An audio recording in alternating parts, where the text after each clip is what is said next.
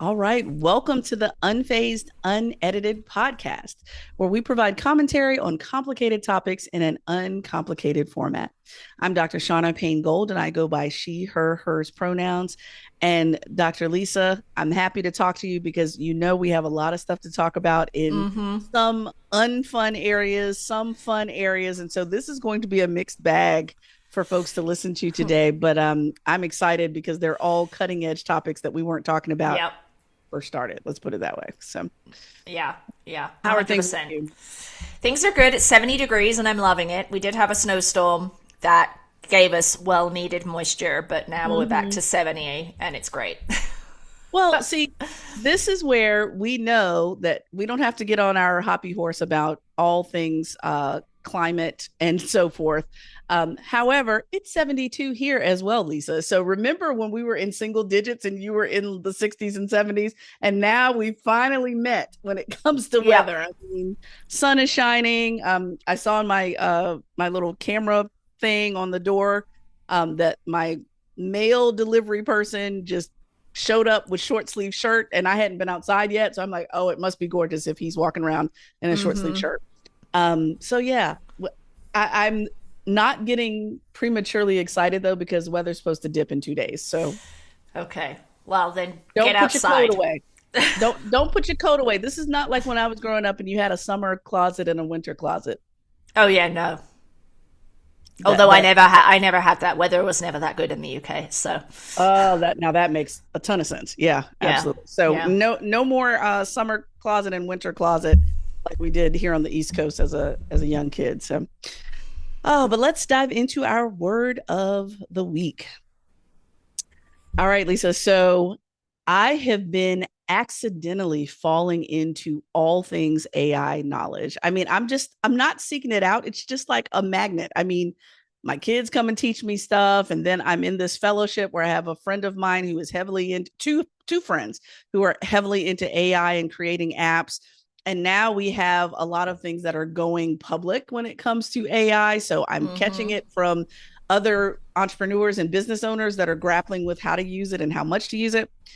And so when this word rolled downhill to me, Lisa, I thought you would love this word because Okay. we've grappled with this before as we've kind of flirted with AI and trying to figure it out. The word is AI hallucinations. Mm-hmm. Hallucinations. And so if you're thinking about mental health of any sort, it is very parallel to some of those functions. And Mm-hmm. so hallucinations in the AI world is when any type of app or AI developed tool generates false, illogical, or fabricated information, such Mm-hmm. as fake citations, fake events, or other data, and doing it with high confidence. Lisa, this reminded me of our conversation when we were talking about JD Vance up there. I mean, if his lips were moving, he was lying, but he was saying it Right. with such grace Yep. and confidence that Yep. it just, obviously it was deceptive. That's exactly what happens in AI hallucinations.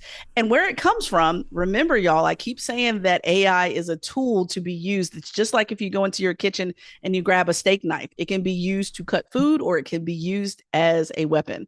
It just depends on the user.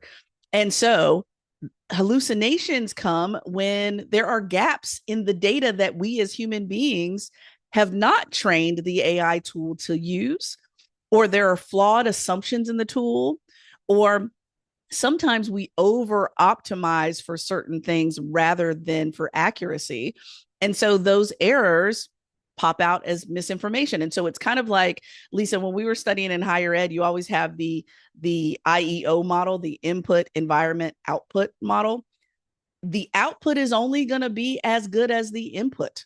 And so if you're inputting trash, you're only going to get trash in a different way.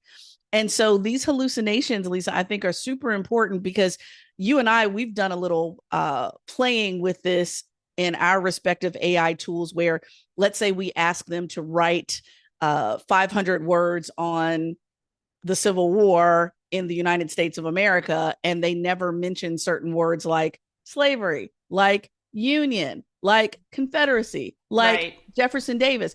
And we've tested it to see if it will actually provide events, data, and accurate citations because we know this as human beings. We acquired that knowledge and we see that it's leaving out those key figures, places, people, events. That is a hallucination. And it's a function of what we didn't teach AI to process, learn, understand, and add to the work. And so, Lisa, you can imagine how this can show up in day to day usage of AI if in the wrong hands. Yeah. Um, I mean, I've come across the hallucinations, particularly with the citation piece, where it just makes crap up. Yeah, Yeah. yeah, yeah. Mm-hmm. Yeah, and I think, I mean, this comes back to what we bang this drum a lot, right, around critical thinking. And with the rapid expansion of AI in terms of what it's capable of and also usage, if you don't have the capacity to discern these hallucinations or question, you just take the information that the little Google Gemini gives you or whatever, without question, then yeah, to your point, in the wrong hands. It's like in the wrong hands in so much as an uneducated public, or not uneducated in the formal sense, but like not able to discern, right? And so it can and it will continue to wreak havoc, I imagine. Yeah, absolutely. Absolutely. And so, with that, just being very careful that, again, I don't want it to sound like I am carte blanche saying do not use AI. I'm actually saying the opposite. I'm saying I believe strongly that a lot of people will use it. And so if we're going to use it, how can we use it safely? And this is one of the things to be aware of is Mm-hmm. those hallucinations. Yeah. So, Yeah. so earlier on, when my oldest son Trey was starting to use it for papers and assignments and so forth, we did a few little tests like this so I could demonstrate to him that what he puts in determines what comes out. And so, if you ask AI what Abraham Lincoln thought of the internet and it spits out a quote that sounds accurate, a human being with historical knowledge Right. Right. that Abraham Lincoln was not alive when the internet was even an idea would tell you that whatever it spits out is going to be trash because we put in trash. We put in an inaccuracy.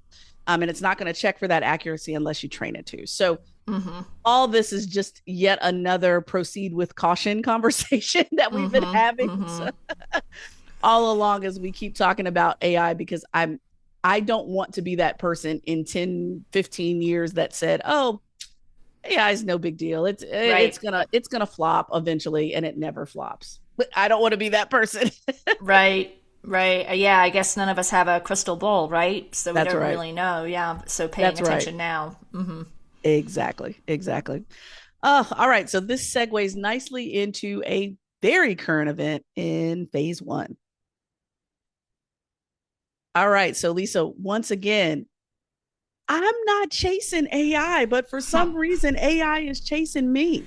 It Um, found you. it found me for real. It found me. And so back in November, December, I was minding my own business, scrolling TV, trying to not do anything that requires any major thought. And 60 Minutes was on talking about this tool called Claude. Mm-hmm.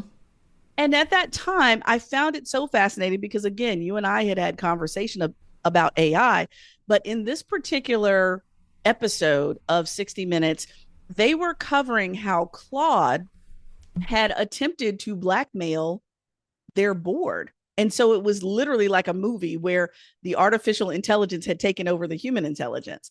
And then fast forward, I won't get into all the details of that, but it was interestingly enough that they had hired someone that specifically would do nothing but teach AI ethical practices, which I thought Yeah. was Yeah. fascinating that okay, even with the hire of that person, they acknowledge how Mm-hmm. this tool could be used for harm. So let's try our best to make sure that it's used for Yeah. good. All right. So, given all of that background, that's how AI kind of rolled downhill towards me back in November-ish or so. Fast forward to most recently, where now we have a battle between the Claude company that created Claude, which is called Anthropic, if you have not heard of it. Anthropic is suing the current presidential administration after it was designated a quote unquote supply chain risk. Now, let me tell you why that is super important. So, interestingly enough, Anthropic is trying to make sure that they are putting some safety guardrails on the Department of Defense and specifically the Pentagon's use of Claude and any Anthropic products. And there were two kind of guardrails that they wanted to put in place. One of them was that the tool itself, Claude or any other tools created by Anthropic, the tool will not be used for mass surveillance of US citizens. Very important, y'all, right? And then the second one was that it would not be used for autonomous weapons, right? This sounds very, Stark-ish, Iron Man-ish when it comes to using weapons, creating weapons, right? Yeah. And so with that, usually you try to give some guardrails because Anthropic knows their tools best. They know what it's capable of and what it's not. And not only was the Department of Defense or this administration not willing to do that, they take it a step further to designate Anthropic as a supply chain risk and ordered the federal government to stop using any of their products as of February 27th. And so with this, Pete Hegseth said, quote, no contractor, supplier, or partner that does business with the U.S. military may conduct any commercial activity with Anthropic. And so they thought they were going to bully Anthropic. And in fact, what happened was, okay, you might want to do that in the government or in the Pentagon or Department of Defense, but us as civilians, we have overwhelmingly dropped ChatGPT, who was willing to blur those lines or those guardrails, dropped ChatGPT and actually went and supported and bought subscriptions to the Claude tool. So I'll stop there, Lisa, in that I feel kind of proud that Anthropic, even though I'm not saying any of these companies are perfect, but they're at least willing to say, you're not just going to go willy-nilly and use a tool and then it may have harm to human beings, especially to US citizens, and or whatever harm happens, we might be blamed for it. We're not having it. We know the power of the tool, and so we're creating some guardrails. And so with that, people paid attention and said, you know what? We're going to go with Anthropic. They know the power of their tools, so we're going to drop OpenAI because they don't have guardrails, and dare I say it, reconsidering some of their ethics and values and going with a company that more closely aligns with their values. So, Lisa, all that to say, I'm interested in your thoughts on people aligning so quickly and jumping ship where they lost so many subscriptions so quickly and how that might affect the American public. Well, I think I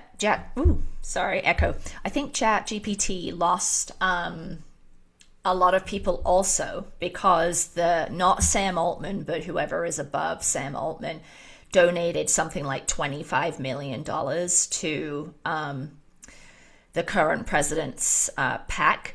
So once that became well known, that was prior to this whole current issue. I think that was the exodus begun. That's why I gave up, why I stopped using ChatGPT.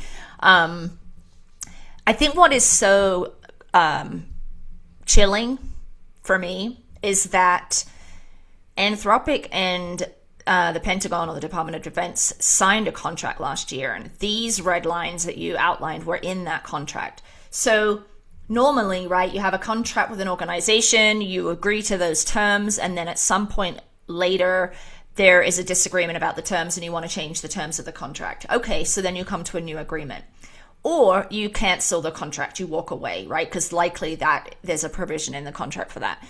Instead of doing that, Pete Hegseth, Secretary of Defense, puts them on this list. And this is a list that is largely used only for foreign adversary companies. It is essentially kneecapping Anthropic. It is killing or putting out of business a U.S. corporation, right? So if the government, you're not doing what we want, per the originally negotiated contract, we want to change that on you, and you're not doing it. So now we're going to kill your business by putting you on this supply chain risk Exactly. list. Exactly. That's what's most chilling to me about it. That you have the government interfering in private enterprise, which is historically not something a conservative thinker, right, a conservative ideologue would support. So yeah, and I'm loving that you said historically, because that is, I would suggest, some of the exact language that was used in the suit that was just lodged today. Anthropic suing the current presidential administration after this designated supply chain risk piece of things. They're suing the DoD and other federal agencies because they're saying that the designation is legally unsound and, quote, unprecedented and unlawful. And so it's kind of this standoff between the two, because supply chain risk is usually given to firms that are associated with foreign adversaries. And so it does impact how Anthropic can do business with the DoD and anybody else, frankly, if they're designated in such a way. And so I appreciate that they've now lodged a suit regarding this. And so this is what the Anthropic spokesperson said. They said, after filing this suit, quote, seeking judicial review does not change our longstanding commitment to harnessing AI to protect our national security, but this is a necessary step to protect our business, our customers, and our partners. And then it goes on to say, we will continue to pursue every path towards resolution, including dialogue with the government. Well, this administration is not interested in no damn dialogue. They are interested in bullying. And so the Pentagon did not comment on the litigation at all, and they just cited policy that they have in place. But White House spokesperson Liz Houston said the president, quote, will never allow a radical left woke company to dictate how the military operates. So once again, even if it was a dialogue, we know that it would turn into name calling. It would turn into a political agenda rather than the protection of the American people. We see what's the priority. The priority is a presidential administration that wants to use tools at its leisure, regardless of harm. And Anthropic is saying, no, we will not be affiliated or engage with such foolishness. And not being willing to bend a knee to this administration turns into radical left woke every time. It's laughable, right? Like to have ethics and actually to say, well, we have a contract that you agreed to in 2025 when you were president, that you're now backing out of. So you're violating the terms of the contract. And that makes us woke radical left because we're holding you to the terms of a contract and we have ethics. I mean, you and I know, obviously, there are a few people in this administration that have a moral compass or an ethical compass. That's right. So That's right. I mean, it's not surprising, right? But there was this piece in The Atlantic that I'll include in the show notes, and it was talking about the ethical training that you referenced at the beginning of this piece. And they actually had, like philosophers and such, and how the Claude must prioritize not harming humans at all cost. Or there's like another fail safe in there, like if they're then asked to do something by the leadership of Anthropic and that is a harmful thing, they can't do it or something. I forget exactly what it is. I'll include the article, but it's fascinating when you start to think about artificial intelligence from a kind of philosophical place of ethics and what, beyond the hallucination piece. Because we've seen in the news, folks are developing friendships or even intimate relationships with chatbots, and there are several that have provided details on how to die by suicide, and haven't referred the user, the human, to mental health resources. So it's all in there. And then you have the federal government saying, if you don't let us use this without any limitations, we're basically going to kill your company. Exactly. Exactly.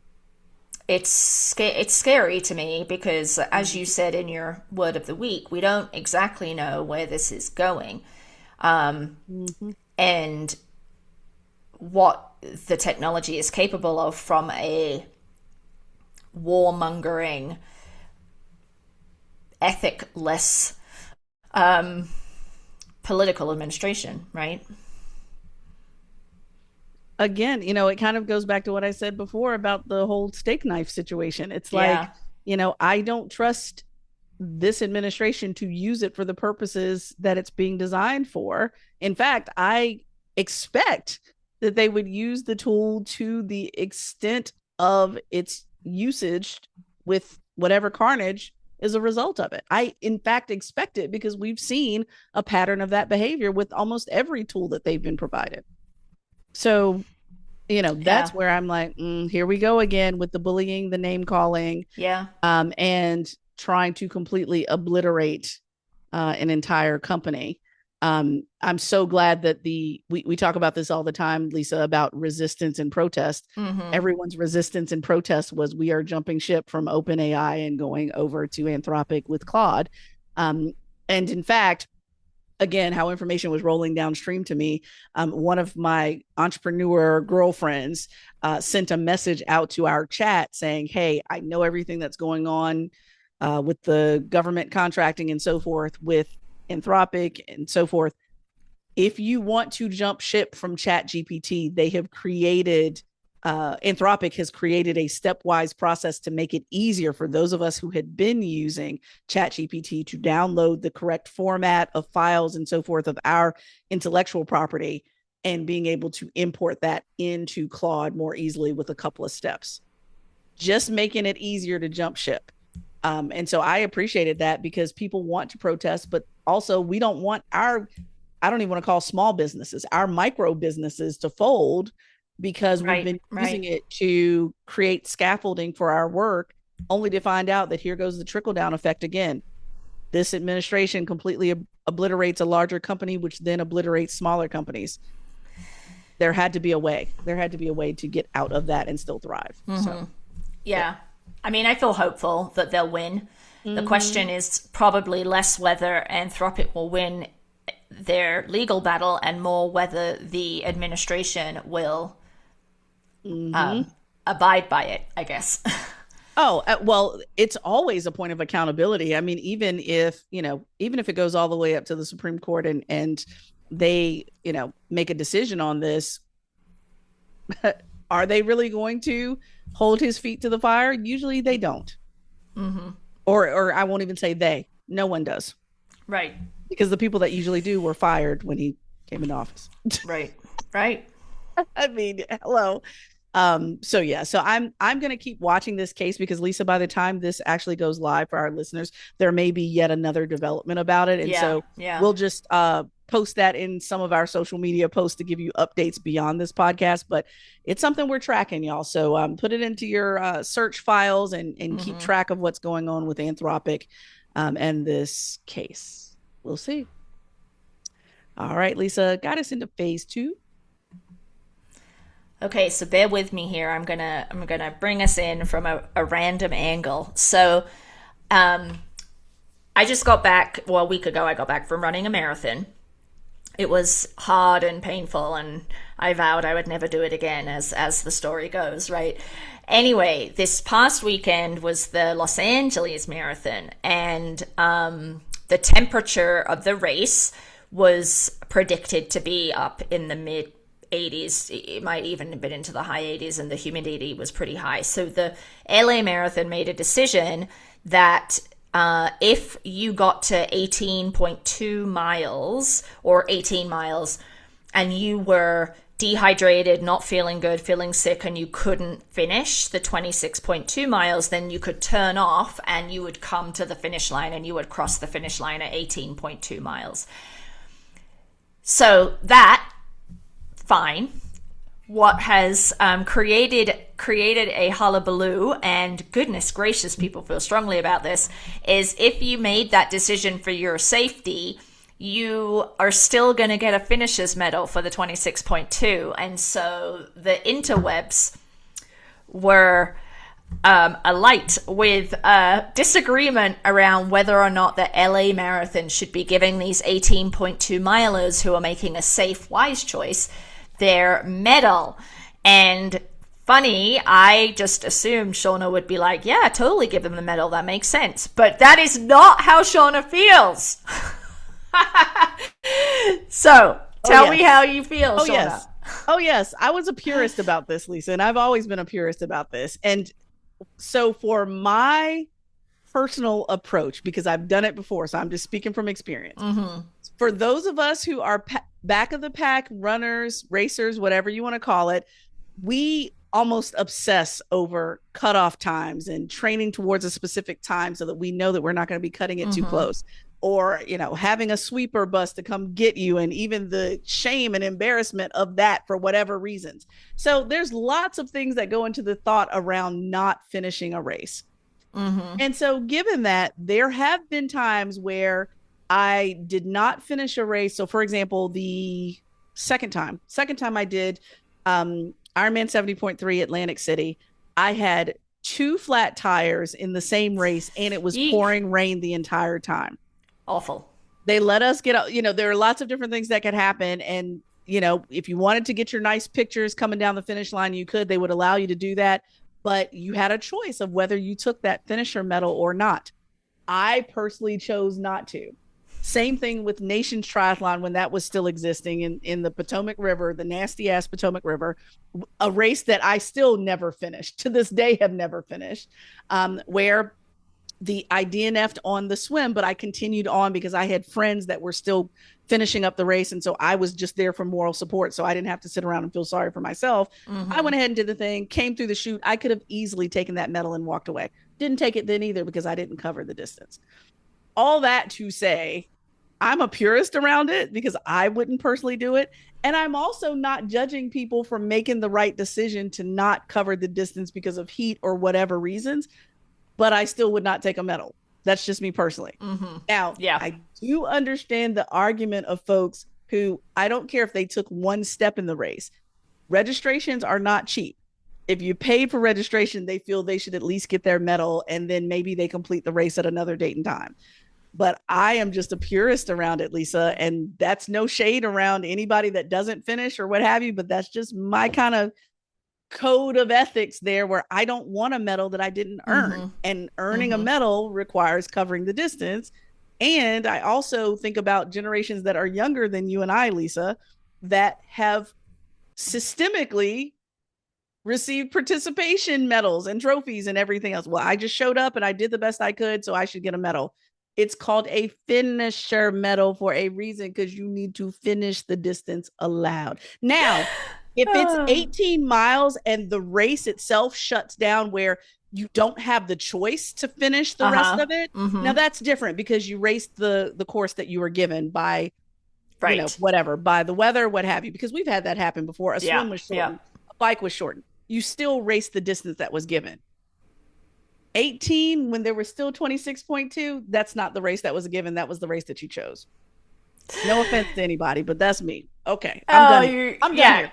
You make me laugh because I don't care. I feel like you've trained, you've done it, and you made a safe choice. So have at it, have the medal. But the reason why I wanted to bring this up is because of the explosion on the internet around this, and my thought was, why are people getting so irate and angry about whether or not a person gets a medal at the LA Marathon when we are currently at war with Iran? So that is my hard left, because that's what I wanted to talk about in terms of what are we doing where get mad about the fact that we are in an illegal war that has violated both domestic and international law, right? And you and I talked about Iran a couple of weeks ago on the pod in response to a clip I had seen from a journalist called Peter Beinart, but we had not yet started anything, right? We were still in the will he, won't he phase, and he did. And we are several days gone into this debacle, and we have seven, at the time of recording, 7 US service members have been killed.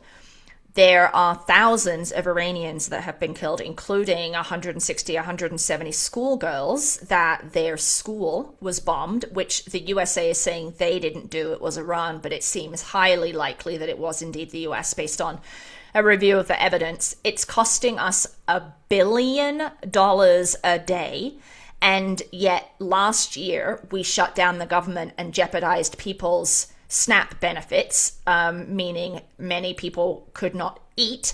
And we are kicking people off of Medicaid and other types of health insurance at the end of this year because we're trying to, quote unquote, save money with all that waste, fraud, and abuse. And yet somehow we have $1 billion a day to spend on this war. And oil prices just went over $100 a barrel. So I don't know about you, Shauna, but here I've noticed my gas per gallon is at least 75 cents higher than it was a week ago. Yeah, mine was about 45 cents higher overnight. Yeah. And that is because, should have been a surprise to no one that Iran has blocked the Strait of Hormuz, which is a narrow strip of water that runs between Iran and Oman. And that is one of the primary areas where like 25% of the world's oil comes through there. So if they can't get through, then we have a reduced supply, which means greater demand, which means price goes up. So there's talk that we could see $5 gallons, which I know from a UK perspective is still cheap because gas in the UK is really expensive comparatively, but here people aren't going to like that, right? And then also in terms of this, argument that it was about regime change, which was one of the 10 circulating, rotating arguments as to why we're doing this. The son of the Ayatollah has been named the successor. And he's just as hardline, and some are saying he's even worse. Even worse, yeah. Yeah. Mm-hmm. So I just feel like, what are our priorities? Like, who gives two shits about a medal? Get out in the street and call your congressperson. Like, Congress is basically gone. It's like not there, right? Because, oh yeah. Because it's just like, yeah, we're just, we'll just do this war. And, let's not call it a war. It's a war. It's a war. You attacked another country. They weren't about to send a nuclear bomb to the United States. You just attacked them. War. Well, that feeds into our American exceptionalism conversation we've been having, though, Lisa. Yeah. Still feeds in there. I know, right? So it's the same thing that the journalist said, right? Like, what country, if it was a reverse thing, right? Like, it wouldn't happen. Because even to the extent that the United States is hated around the world by various countries, I can't imagine why. The idea that they would just launch an attack on the United States because, right? Right. Well, okay, so here's my thoughts as we're figuring this out here. Oh, I agree that there are bigger fish to fry here when it comes to our priorities. Absolutely. Mm-hmm. And at the same time, I don't want to make it seem like, the runners that are pissed off about not getting a medal don't care about the war. So I don't want to just blanketly say that. I think a lot of people are looking for things like the marathon and other activities to not go into the doldrums of despair. I suppose. Not be completely, taken hostage by the news, and the crawl at the bottom of their screens all day long. It can be a respite, when it comes to that. And at the same time, there is, in my humble opinion, just as we talked about, it's kind of a parallel conversation. We know American elitism and exceptionalism is real. Mm-hmm. We've talked about this in our previous conversations about endurance sport, that there is a level of elitism that is also real there as well. And so it's not to be unexpected. But, I think what's going to be interesting about how all of this plays out is how people, the larger conversation of how people are holding lots of things at one time imperfectly. Like, Yeah. I'm really pissed off that my grocery store moved the aisles around, so now I can't find anything, and I'm really pissed off, and I want to cuss somebody out about it. And oh, by the way, we're at war, and I'm pissed about that too. Like, yeah, comparatively, not a big deal. But here's the thing: for anybody that's listening to us right now, that is a mental health professional of any sort, it's like, it's almost like a somewhat of a house of cards, where it's like the big beams are falling all around us anyway when it comes to our presidential administration, Congress really being a shell of what it should be, all these big pillars that hold up life as we know it as the United States. And so that's messed up. And then add on top of that, even the smaller number of pleasures that we do have are also still messed up. Like, Right. it's like, okay, shit. All right, we don't have a real president. We don't have a real Congress right now. We don't have these major pillars of diplomacy around the world. And all I want to do is go run 26.2 miles for fun, and you won't even let me do that in peace. I think people are at a mental breaking point on a lot of different things. 26.2 miles for fun. Well, I will say, for me, running was my escape from other things. So Yes, fun comparatively. yes. Let me put I it know. I was going to say, like, it might begin as fun. I'm not sure that it ends as fun. I know that's right. Exactly. Never. But yeah, never. yeah, I do. I understand. I understand that. I'm just like kind of from a meta high level. Yes. Like, I feel like this is in part why we're at the place that we're at, because so few people are paying attention / taking things seriously / understanding the consequences. And I listened to Sarah Longwell, who is a political strategist, and she does focus groups with voters.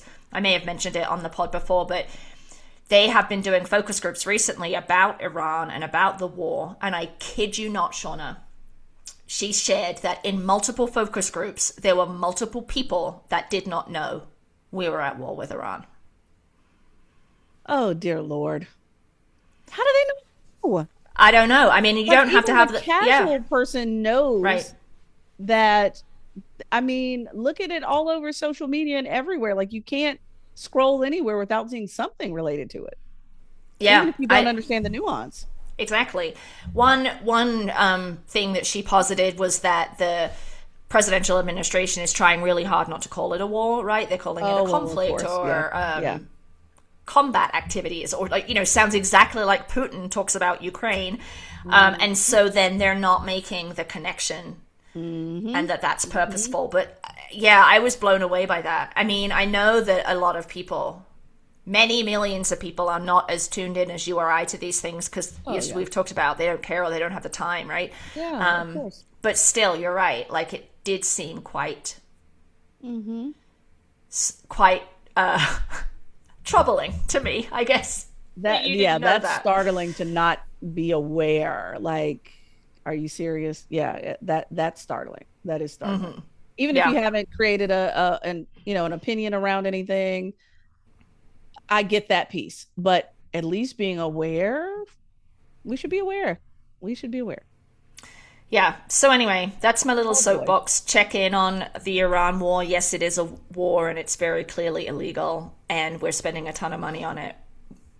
Incredible. And even for those that, even for that slice of the pie of people that agree and want the same outcomes as this presidential administration, even they are still saying that going about it this way is problematic. You see what I mean? So we're not trying to be like hardline, are you supporter or not supporter? It's process. It's, again, being the bully of the whole world. Yeah, it's arrogance, it's hubris. Maybe the next time we record, Shauna, it will be done, but I do not currently believe that to be the case. I think I was going to say for a few months more. Yeah. I hope that it is over by the time this airs, but I doubt very seriously it will be. And at the same time, I need folks, especially those folks that listen to this podcast. I would suggest that people that listen to this podcast would trend towards being at least aware of a lot of stuff. Yeah. So I'm like, come on, y'all, let's follow. Let's follow the breadcrumbs here to see what's going on. We don't have to be diplomacy experts to know that something's going on and Americans are losing their lives. Yeah. Let's stay cognizant of what's going on. And Lisa, can I just bring up this real point real quick? The point that you brought up around the language that's used to describe what's going on. That to me is so telling, because again, that goes back to our critical thinking skills theory around, listening to what's being said. Lisa she is literally putting one foot in front of the other, running down the street, and her goal is to cover 26.2 miles. I don't have to be told that she's trying to run a marathon because all characteristics are telling me so. Same thing with this war. There are way too many characteristics of war for it not to be called that. And so for folks to wait to be spoon-fed specific language, let me tell you, that's called propaganda. That you fed certain language, but the reality is something different. Yeah. You're not gonna give me all this language describing Lisa running down the street and tell me that she's swimming, because she's not. I see the characteristics of a runner. And so, given that, being aware and listening deeply to what's being said from multiple directions. We're not telling you who to listen to, but listen from multiple directions, because the characteristics will tell you what's going on, rather than waiting for the language to be spelled out like, a kindergarten vocabulary list. There is intentional work to make sure that it's not spelled out simply for you. Yeah. This administration requires you to think critically in order to keep your family safe and hopefully your communities and your neighbors safe. 100%. Pay attention. Pay attention. They're not going to spell out WAR to you, honey. They're just not. Even as we're watching bombs burst in air, they're still not going to spell WAR to us. I'm just telling you. So let's, dare I say it, Lisa, we got to stay woke, of course. Pay attention. Pay attention. Yes. Yeah. Pay attention. Pay attention. All right. With that, we're going to wrap up this week's episode of Unfazed, Unedited. And we have so much more to talk about. I mean, Lisa, I had like 4 or 5 other topics that are just salient right now. I got to get back to Target. I got all kinds of stuff I want to talk about with you. But with that, we got to wrap up for this week. So don't forget that y'all can reach us on all your social media or podcast apps at Unfazed Unedited. Email us at info@unfazedpodcast.com, or just visit our website, unfazedpodcast.com, where you can access all of our shows, old and new. And so if you liked this week's episode, please don't forget to subscribe, leave a review, share this with your friends, coworkers, or Lisa, anybody that's using AI in your life. Yeah. Share widely, y'all. Yeah. See you next time. All right. See you next week.